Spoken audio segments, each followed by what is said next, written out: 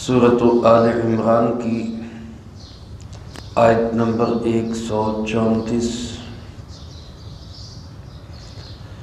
الحمدللہ وکفا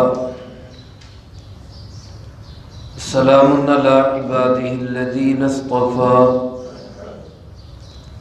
خصوصا علی سید الرسل وخاتم الانبیاء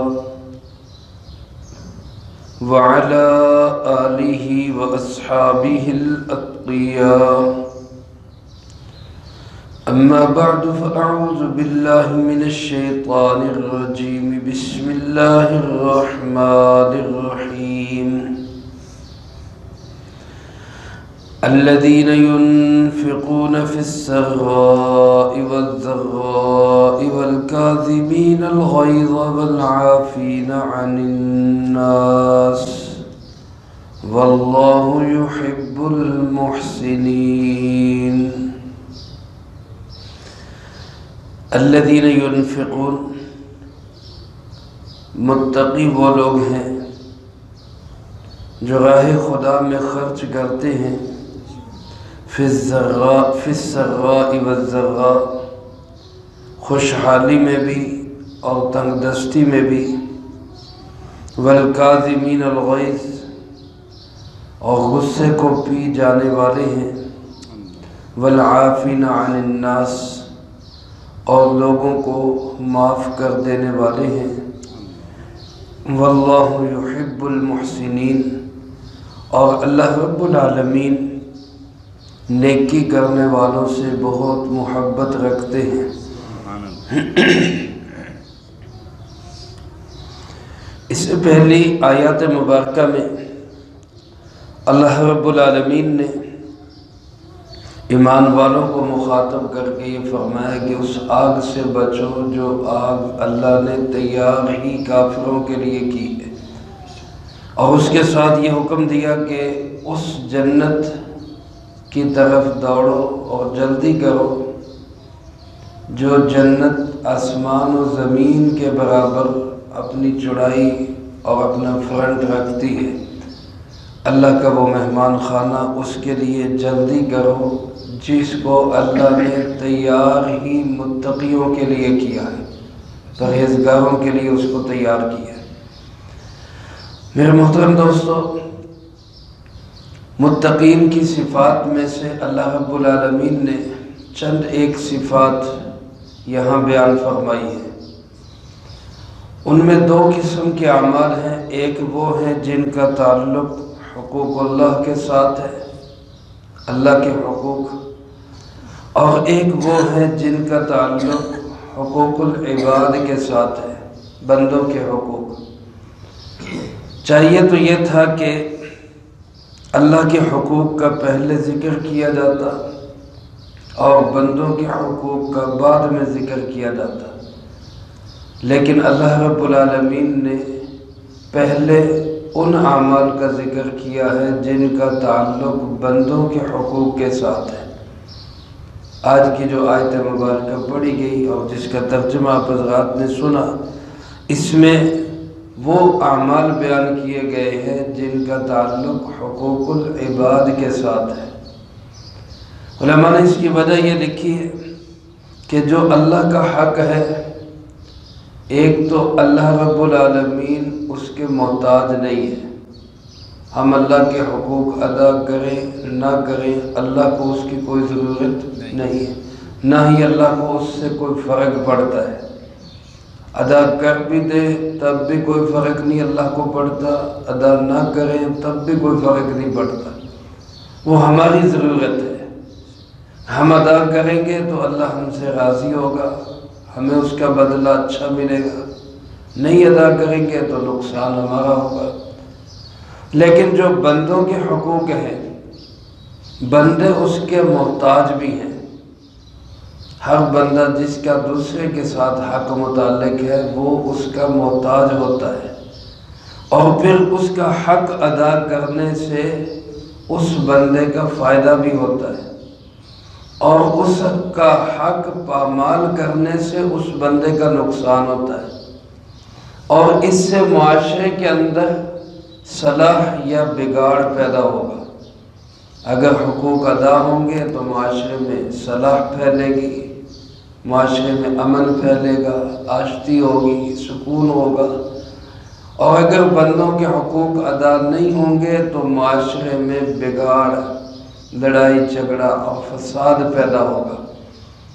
چونکہ اس کا اثر بندوں پہ پڑتا ہے، معاشرے پہ پڑتا ہے، رہن سہن پہ پڑتا ہے، اس لیے اللہ رب العالمین نے پہلے بندوں کے حقوق کا ذکر کیا۔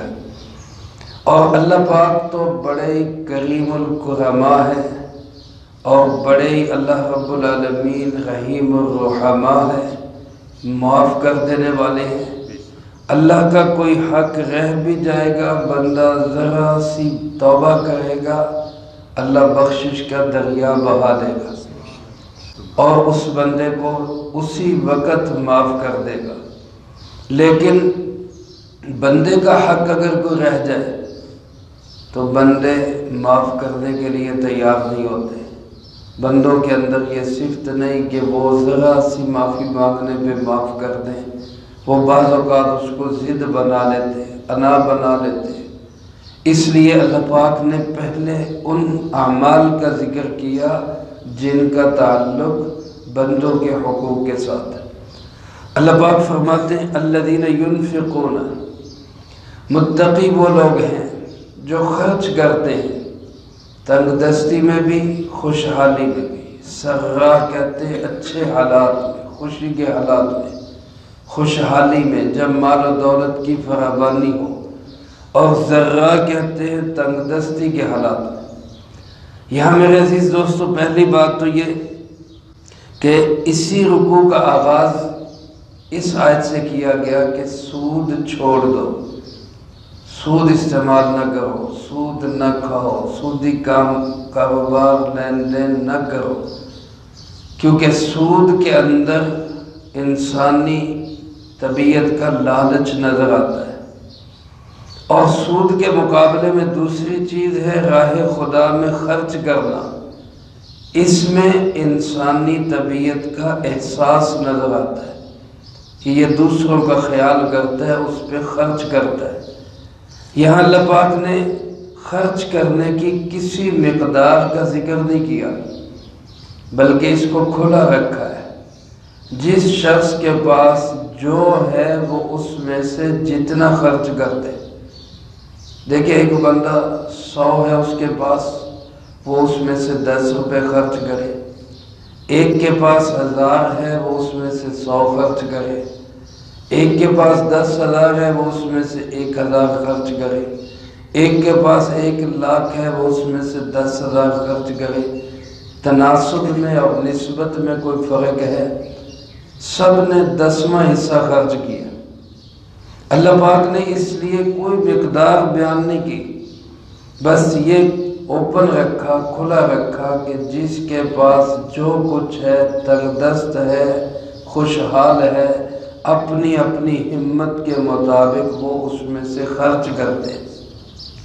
حضرات صحابہ اکرام رضی اللہ تعالیٰ مجمعین میں جیسے بڑا بڑا مال خرچ کرنے کی مثالیں ملتی ہیں، حضرت سیدنا عثمان بن عفان رضی اللہ تعالیٰ عنہ، حضرت عبد الرحمن بن عوف رضی اللہ تعالیٰ عنہ، حضرت عبداللہ بن زبیر رضی اللہ تعالیٰ عنہ، خاندان نبوت میں سے اہل بیت میں سے حضرت حسن امام حسین رضی اللہ تعالیٰ عنہ، جہاں یہ حضرات بڑے بڑے مال خرچ کرنے والے تھے، وہاں معمولی چیزیں خرچ کرنے کی بھی مثالیں ملتی ہیں۔ حضرت اما جان سیدہ عائشہ صدیقہ رضی اللہ تعالیٰ عنہ کے متعلق آتا ہے، ایک موقع پر ان کی ملکیت میں انگور کا صرف 1 دانہ تھا، انہوں نے اسی کو اللہ کی راہ میں خرچ کر دیا۔ ایسی مثالیں بھی ملتی ہیں کہ کسی نے صرف 1 پیاز کا صدقہ کیا، یعنی جو کچھ ہے اس کو خرچ کرو، کیونکہ خرچ کرنے والا کبھی کسی کا حق مار نہیں سکتا۔ اس لیے اللہ پاک نے راہ خدا میں خرچ کرنا یہ متقین کی پہلی صفت بیان کی ہے کہ یہ وہ لوگ ہیں جو اللہ کی راہ میں تنگ دستی میں بھی خوشحالی میں بھی ہر حال میں خرچ کرتے ہیں۔ اور فرمائے کہ جب آدمی کے پاس مال و دولت آتا ہے تو عام طور پر وہ اللہ کی یاد کو بھول جاتا ہے، اللہ اس کو یاد نہیں رہتا، اور اگر اس کو غصہ آ جائے تو پھر بھی وہ اللہ کو بھول جاتا ہے۔ اس لیے ان دونوں چیزوں کو گویا ساتھ جوڑ دیا، خرچ کرنے والا بھی اللہ کو یاد رکھے گا، غصہ نہ کرنے والا بھی اللہ کو یاد رکھے گا۔ جیسے وہ کسی نے کہا نا کہ ظفر آدمی اس کو نہ جانیو چاہے کتنا ہی ہو صاحب فہم و ذکا، یعنی جو بندہ صاحب فہم و ذکا ہو، بظاہر بڑا سمجھدار ہو، اس کو آدمی نہ سمجھیو۔ کس کو آدمی نہ سمجھیو؟